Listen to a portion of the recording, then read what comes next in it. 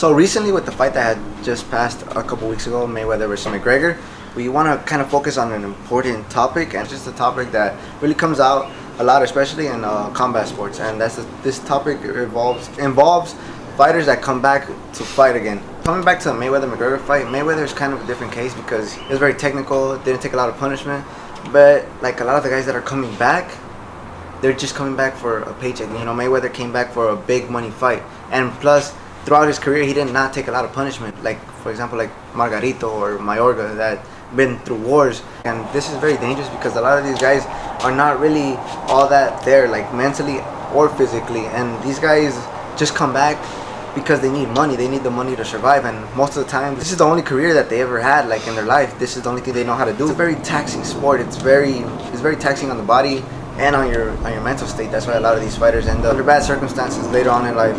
And it's not just so much because of the money, but it's also because what they do with their money while they're active or in their prime. I guess some of these fighters have this perception that boxing is going to last forever, and they never really think about their future, and they never really make any investments, or they don't make no good investments, or they get into legal issues that where their money is in play, man, and they end up losing a lot of money and end up broke. They end up retiring without any type of career ahead of like what's boxing or combat sports. They have no plan, and they have to come back and take all this punishment that in my mind isn't right. Yeah, and like you said, that they come back because that's how they know they're institution. Like Nate Diaz said, they're institutionalized. So that's maybe maybe they need of money, or maybe just something to get bored. Like Uriah Faber said on the Joe Rogan Experience that he's been retired for a few months now. He's only been retired for maybe a year now.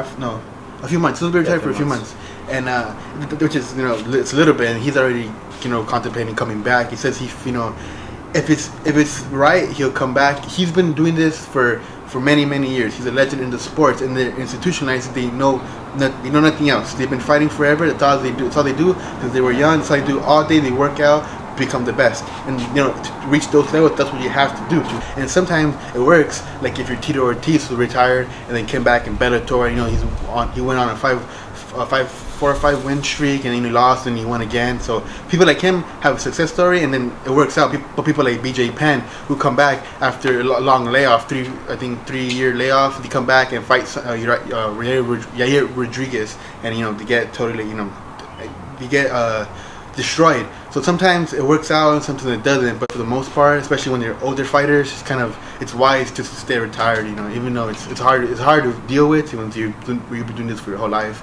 It's hard to hear from your family members and your friends and your fans that they don't want you to fight anymore because they're scared of concussions and your safety. So it's kind of a tough pill to swallow. Knowing how constantly the game evolves, not just in martial arts but also in boxing, like the new guys that are coming up, they just keep on getting better and better and better, and they're young guys, man. They're not 40-year-old veterans. And I'm not saying that just because you're young you're gonna beat up these old fighters, because some of these old fighters are really technical and they have a lot of experience. But sometimes, since a lot of these fighters really depend on their physicality, they get dropped and they get hurt by these younger, faster, stronger guys.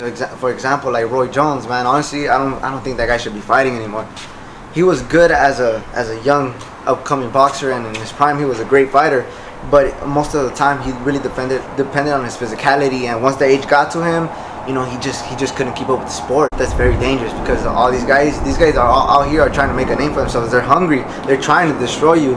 And if you're not all there physically, then they are really gonna hurt you really, really bad. If you have any plans into being in MMA or boxing, going pro, hitting those elite levels, always think about your future. Not worry so much. Live in the moment as well. Enjoy your time if you're fighting or if you get the chance to fight on the big stage, but always think about your future constantly as well. Man, these combat sports don't last forever, and who knows, man, one injury could take you out the game forever. Just take care of yourself, your money, anything you earn, and invest it wisely, man.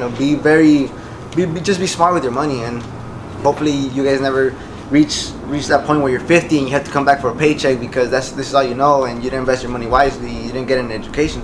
So just think about that constantly. So yeah, that'll be it, right? Yeah, so comment, like, subscribe, hit that notification button. That way you guys are notified every time we upload a new video. Thank you guys. Peace.